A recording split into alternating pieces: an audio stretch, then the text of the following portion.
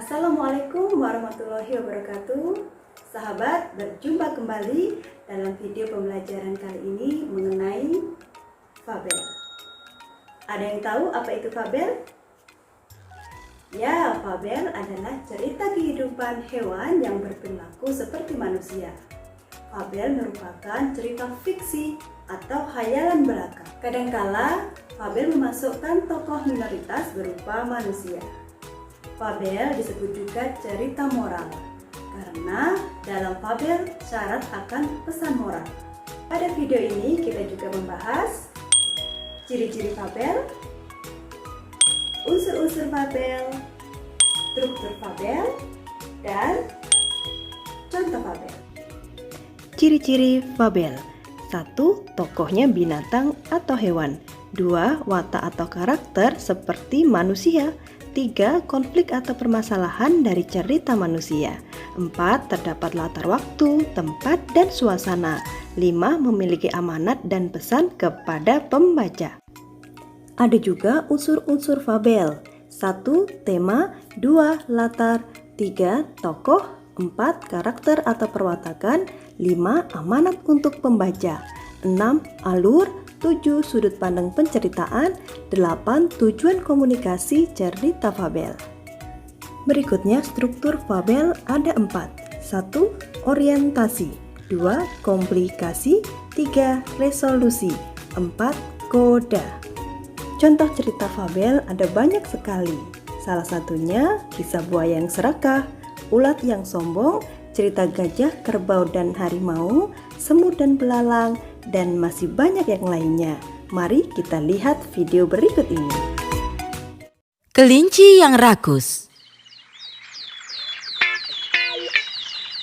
Pada suatu hari, ada seekor kelinci dan dia selalu lapar. Dia adalah kelinci yang rakus. Dia selalu saja makan banyak dan juga tidur lama. Selalu saja makan, dan makan.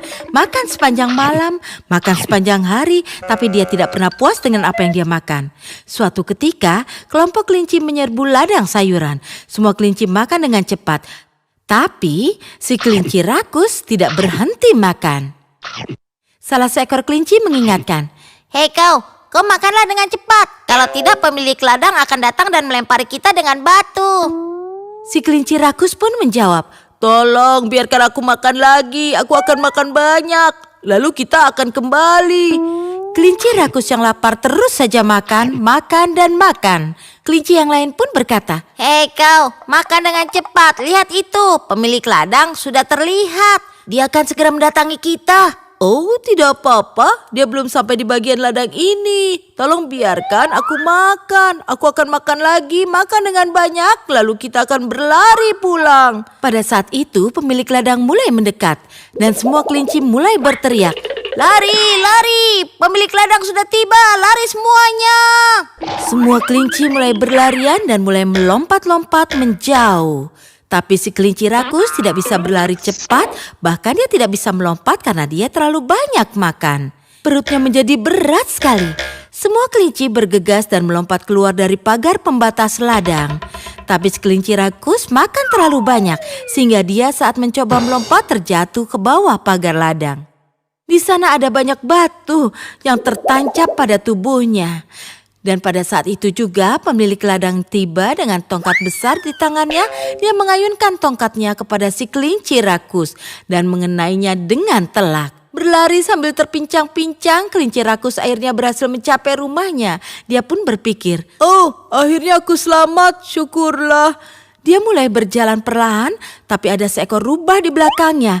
Dan tiba-tiba rubah itu mulai berlari ke arah para kelinci. Semua kelinci lain masuk ke dalam rumah, tapi si kelinci rakus tertinggal jauh di belakang. Pada saat dia memasuki rumah, perutnya besar, amat berat, dan membengkak dengan makanan, sehingga dia tersangkut di pintu.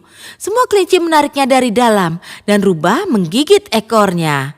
Itu seperti sebuah tarik tambang. Dan si kelinci rakus mulai berteriak dan menangis, tapi rubah tidak melepasnya. Pada akhirnya ekor kelinci rakus putus dan rubah pun terjatuh dengan suara yang keras. Semua kelinci akhirnya berhasil menarik si kelinci rakus ke dalam rumah. Hari ini kebiasaan rakus si kelinci rakus akhirnya membuatnya berada dalam masalah. Nyawanya selamat tapi kehilangan ekornya.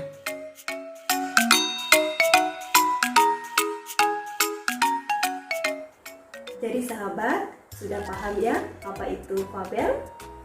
Ciri-ciri fabel, unsur fabel, struktur fabel, dan contoh fabel.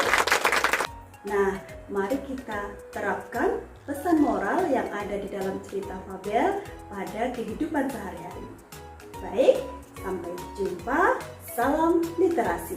Wassalamualaikum warahmatullahi wabarakatuh.